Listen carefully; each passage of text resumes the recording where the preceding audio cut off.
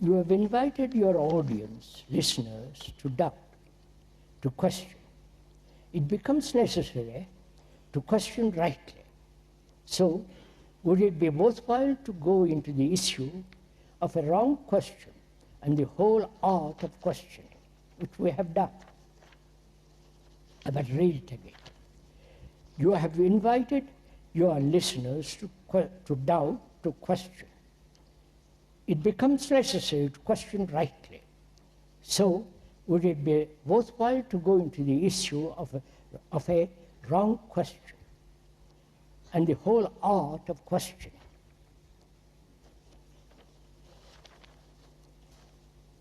Please, the speaker has not invited you to question, to doubt, to have skepticism. It's part of one's own natural intelligence. It's not the speaker says, let's doubt. That's meaningless. But if we are not gullible, if we want to question, if we want to find out, if we want to inquire, penetrate, you have to have skepticism. You have to doubt your own experiences, your own standards, your own conclusions, your own prejudices. But we don't. We question, doubt what others are saying. Right? Now, when one is questioning out of one's own innate inquiry, penetration, doubt, then it has importance, then it has vitality. It clears the brain of its prejudices. If I have a prejudice and I hold on to that, I never questioning it, my brain becomes gradually dull. But if I question my prejudices, my beliefs, my conclusions, my whole concept of religious behavior, religious, all the rest of it, my brain becomes lighter, clearer, active, right? Natural. See, the speaker is not inviting you to doubt. You have to doubt. That's part of life. It's only the gullible, the people who want to hold on to some fanciful, romantic, sentimental image that dare doubt. And the art of questioning. You know, there are three arts. The art of listening, the art of seeing, and the art of learning. Right? The art of listening is to listen without interpretation. Right? To listen without translating what is being said to suit your own comfort and desires. To listen so that, to listen not only with the hearing of the ear, but to listen to the word and what lies behind the word, and listen so attentively that you capture the depth of the meaning. The art of seeing is to observe without the word, without the name, without the form. Which means to observe without any direction, without any motive. To observe so that you capture the whole movement of yourself, of what, you follow? The movement of the trees, of the rivers, of the hills, to see. And the art of learning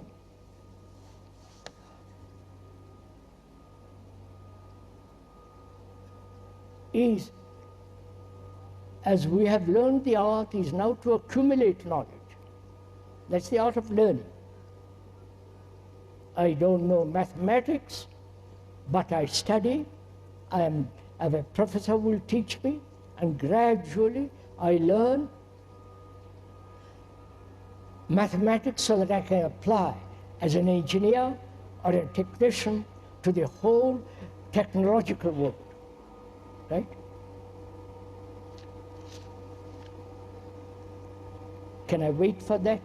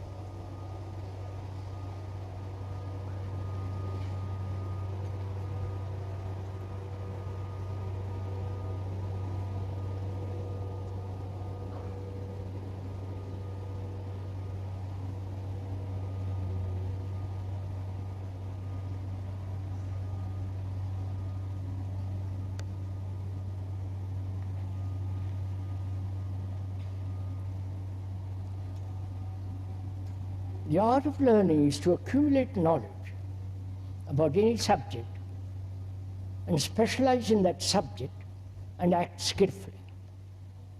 That's what we call learning. That is, gather knowledge, information, and then act. The other is act, and from that action learn, which is the same as the other. I don't know if you're following on this. Right? I gather information in order that I can live, have a livelihood, act there skillfully or not skillfully, or the other is to act and from that action learn, which is from that action I have accumulated knowledge. They are both similar. They are not separate. They are both similar. But some are emphasizing the other, which is act first and learn from action. This is being trotted out by some of the, I won't go into it. So both are the same, which is accumulate knowledge and act. Now, is there another form of learning?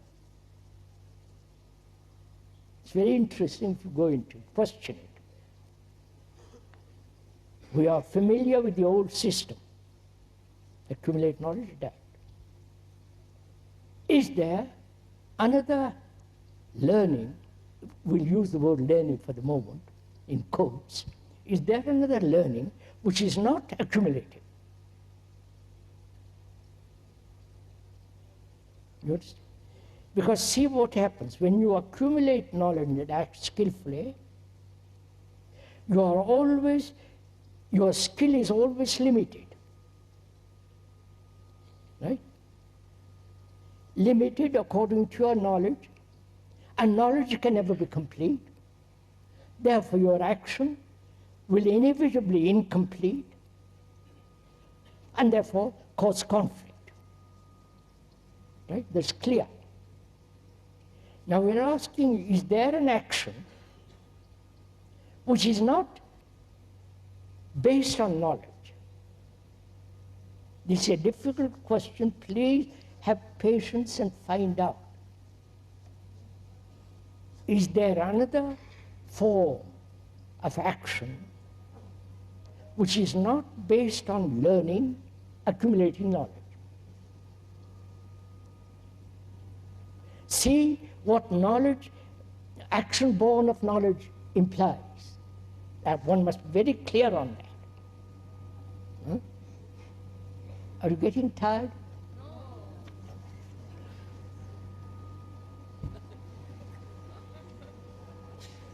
One must be very clear on that. Oh, this. Are they having fun?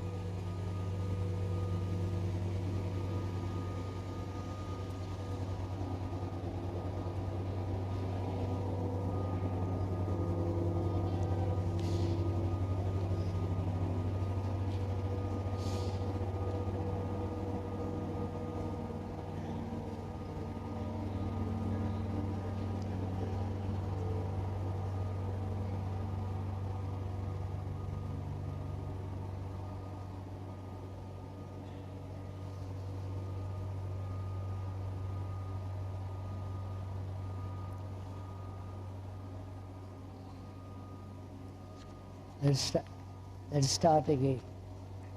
One must be very clear the implications of learning, being informed, and from that knowledge act. That knowledge can never be complete, therefore action can never be complete. And therefore, such action must bring about regrets, guilt, the feeling of guilt, and conflict. Right? That's clear. Is there another quality of action which is not based on knowledge, which is based on thought? You understand? An action which is not based on thought. Thought being the response of knowledge, experience, memory stored in the brain. Action of thought is limited, therefore there are regrets, pain, sorrow, and all the rest of it. Is there an action which is not born of thought? You get the question? Are we meeting the question? Yeah? Let's find out. If you see what knowledge and action are implied, and the truth of it, not the intellectual concept and acceptance of it, but the truth of it, right? That action based on thought must inevitably create conflict, guilt, regret, all that. Because thought itself is deeply, irrevocably limited. Because knowledge is limited about anything. Now, is there an action not born of thought? Probably this is the first time you hear it. Therefore, your whole attitude will be to resist it. Or you might say, prove it. We know the other very well, but as we don't know this, prove it to us. Right? Right? I am not proving it to you. I am not a conjurer. All that I am saying, all the speaker is saying is, watch the two. You understand? Watch very clearly the limitations of action born of thought. And question, inquire, penetrate into an action which is not born of thought. For us, you say, I don't know what that means, because I've never even looked at it, considered it. So, somebody comes along and says, let's look at it together. Right? I am that the speaker is that person who says, let's look at it together. Is love thought? You understand my question? Have you understood my question? Is love born of thought, born of desire, born of pleasure? Or I'm asking you the speaker asking a simple question. If you say love is part of thought, then love is part of hate. Naturally. Can hate and love together exist? So logically, objectively, perhaps very, very sanely, love has no relationship whatsoever with thought. Right?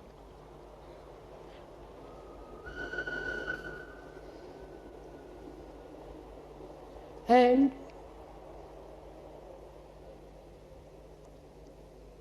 thought, as is not related to love, right? What is the action of love which has no relationship with thought? You understand that? Are we meeting each other?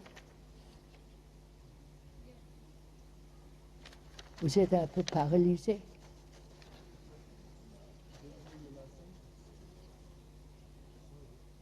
So are we a little bit paralyzed by this question? I'm afraid we are. If we associate love with thought, as we do, then love must inevitably bring conflict, right? Obviously. Because we have associated love with a desire, sexual, other forms of desire. And also, if we associate pleasure with love, again it is the operation of thought, as we have been into that, then love is totally involved with thought.